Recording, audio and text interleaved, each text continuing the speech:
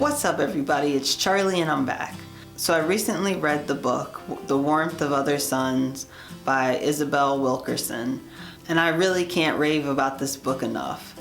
It's about the Great Migration of Black people from the South to the North and West from 1916 to the 1970s. In this video, I'm going to talk about the top 3 things that I learned from the book, and I hope that inspires you to check it out for yourselves. The first thing I learned is that after emancipation, formerly enslaved people formed unions for better treatment by their former overseers.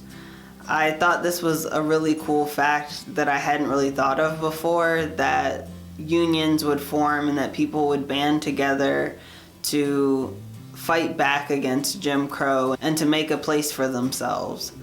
This was just one of the many ways that the book talks about how Black people fought back against Jim Crow and against the way that they were treated by white people throughout our country. The second thing I learned was the presence of what they called Jane Crow in the North and West once migrants moved up and out there.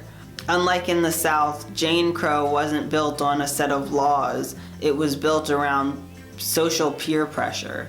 So white people would treat each other poorly if they were known to be nice to Black people.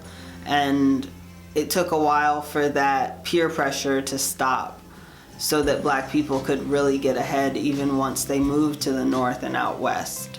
The last thing I learned really stood out to me because it felt like my own home and my own family, was that most Black people have family in the South and in the West, or in the South and in the North, because of the Great Migration. And that's been very true for me and my family. I've got family in North Carolina where my grandparents started their Great Migration, and I've got family in Philly where people moved to after they left. And it was so cool for me to hear that story, but in a larger context, that my family was part of making these things happen and part of the Great Migration, even though they didn't know that they were part of a larger thing.